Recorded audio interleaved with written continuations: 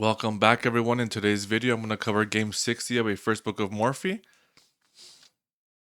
We have Paul Morphy versus George Hammond. This game took place in New York in 1857. We are in endgame rule number 8. It is worth a pawn to get a rook on the 7th rank. Again, with 4 or more pawns. So again, let's go ahead and go over the game.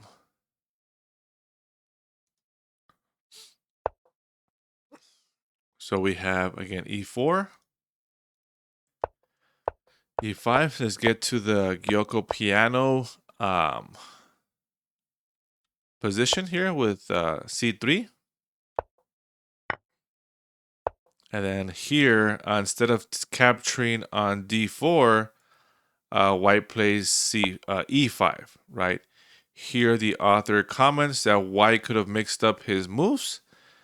In the Gyoko piano, white should use a c3 pawn to take the center with c captures d4. However, in the max Lange attack is where you go e5. So if we go back to the max Lange attack, it's not with bishop c5, but with knight f6.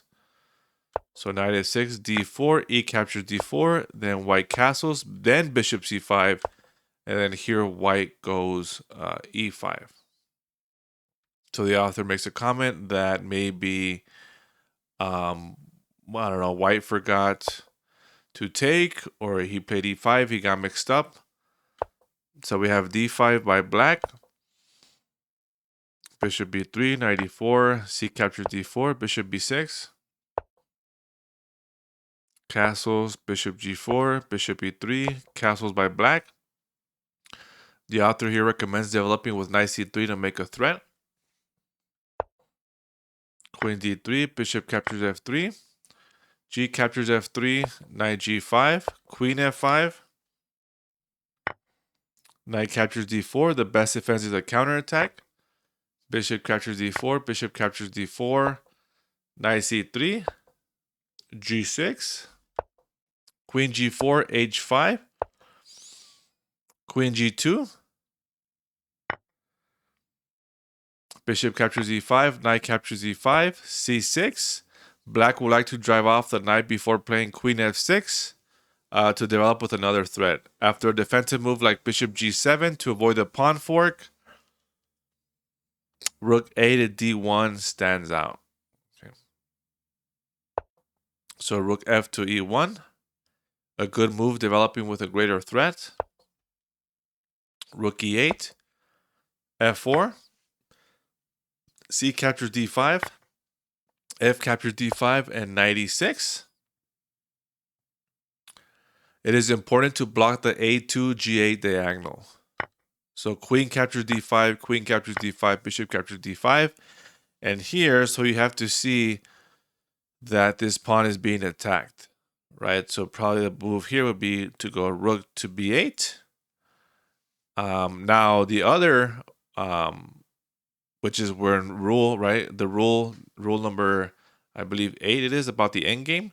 It is worth to get a rook on the 7th rank with 4 or more pawns. So in this case, again, you can play a different move and let white take capture on b7. Then you attack the bishop. The bishop gets out of the way, and then now you capture back, and now your rook is in a better position. So which is what black does. Black plays knight f4, direct threat to on the bishop on d5, and also the knight has a fork on d3. So white can play bishop c4 by restricting the knight, or you can play a different move. Here the author recommends bishop c4 because the author says that this is better than playing rook to d1 immediately. So we have knight f4, bishop takes on b7. So rook a to b8, bishop c6. Now rook e6 attacking the bishop. So we're just going to attack each other for now. Bishop d7, rook e7, rook a to d1, and then rook captures on b2. Black sacrifices b7 pawn, but got it right back with most active rook as interest. So now here is good for black. Rook e4, again, white just makes a mistake. White's d-rook now becomes overworked. So it's a tactic, right? You can pause this video, find the tactic to win the game. The tactic is rook captures d7. Again, after rook captures, rook b1 check is game over. Again, the knight controls g2, so the king has nowhere to escape. So that is checkmate.